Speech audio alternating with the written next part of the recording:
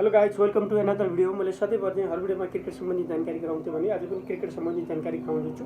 यस्तै क्रिकेट सम्बन्धी जानकारीका लागि मेरो फेसबुक पेजलाई फलो गरिदिनु, साथै साथ क्रिक बजार्स युट्युब च्यानललाई पनि सब्सक्राइब गरिदिनु होला। आजको भिडियोमा मैले आइपिएल 2026 को बारेमा डिस्कस गर्नेछु। सेड्युल फिक्सर आएको छ र पहिलो म्याचको बीच भिडन्त हुँदैछ, त्यो पनि तपाईँले जानकारी पाइसक्नु भएको छ। तपाईँ यति आरसिबीको फ्यान हुनुहुन्छ भने आरसिबी लेखिदिनु होला कमेन्टमा। योपालि आरसिबीले कप जित्ला।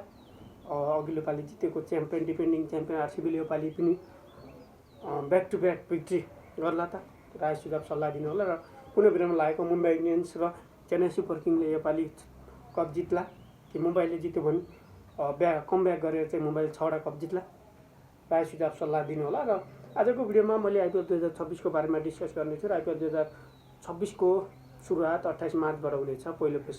पहिलो फेज भनेको 20वटा म्याचको लागि मात्र बीसीसीआईले सेड्युल निर्धारित गरेको छ, किनकि लोकल इलेक्सन छ कुन कुन क्षेत्रमा, त्यो सेक्युरिटी कम हुन्छ भनेर चाहिँ अहिले 20वटा म्याचको जुन 12 अप्रिलसम्मको मात्रै सेड्युल आएको छ। बाँकी चाहिँ लोकल इलेक्सनको डेट एनाउन्स भएपछि आउनेछ र 31 मेसम्म चाहिँ चल्नेछ, त्यो चाहिँ जानकारी आएको छ। तपाईँ कुन टिमको चाहिँ फ्यान हुनुहुन्छ त्यो पनि लेखिदिनु होला। तपाईँको फेभरेट टिम कुन हो त्यो पनि लेख्नु होला है। सुरु गरौँ।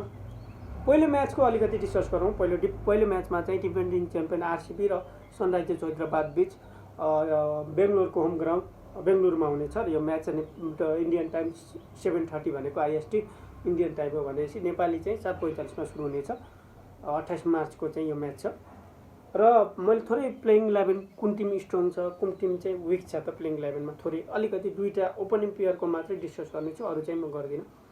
रोयल च्यालेन्जर बेङ्गलोरको लागि फिलिप साल्ट र विराट कोहली ओपन गर्छन् भने सनराइजर्स हैदराबादका लागि अभिषेक शर्मा र ट्रेभिस हेडले ओपन गर्छन्।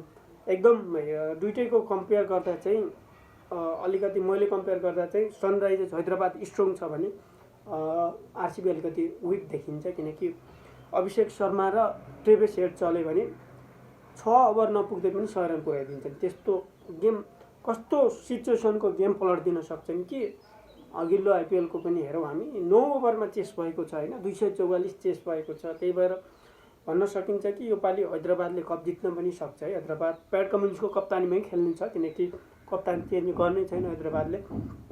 प्याट कमिन्सको कप्तानीमै मैदानमा उत्रिनेछ हैदराबाद पहिलो खेलका लागि। र बेङ्गलोर पनि एकदमै कमजोर टिम होइन, बेङ्गलोर पनि एकदम खतरनाक टिम हो होइन।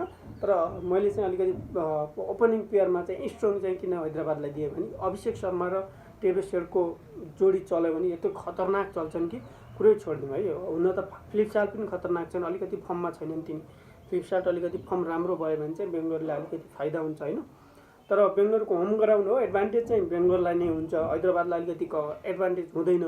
हैदराबादको होम ग्राउन्डमा भयो हैदराबादलाई एडभान्टेज हुन्थ्यो भने बेङ्गलोरलाई चाहिँ एडभान्टेज हुन्छ। र बेङ्गलोरको प्लेइङ 11 पनि जस एउटा लगभग बाहिरिएका छन् भनौँ न, चोट कारण आइपिएल गुमाउन सक्ने देखिएको छ। र बेङ्गलोरको भुवनेश्वर कुमार फास्ट बलरको रूपमा आउँछन्।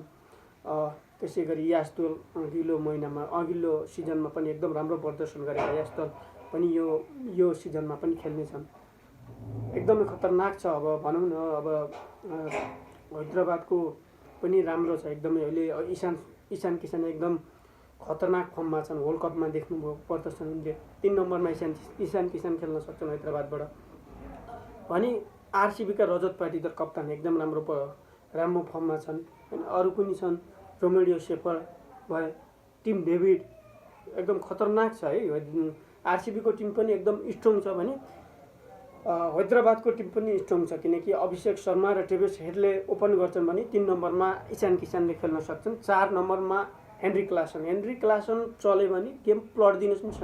हेनरी क्लासनको तुफान, हेनरी क्लासन कुनमा भूमिकामा आउँछन् भने उनी हैदराबादको आउ छक्का मार आउ लङ हिटिङको लागि मात्रै उनी छन् के, त्यस्तो तरिकाले चाहिँ उनी मैदानमा छिर्छन्। त्यसैले तपाईँको विचारमा पहिलो म्याच आरसिबीले जित्छ या हैदराबादले जित्छ, राय सुझाव सल्लाह दिनु होला। तपाईँ कुन टिमको फेभरेट, त्यो तपाईँहरूको चाहिँ कुन टिम फेभरेट हो त्यो पनि राय सुझाव सल्लाह दिनु होला।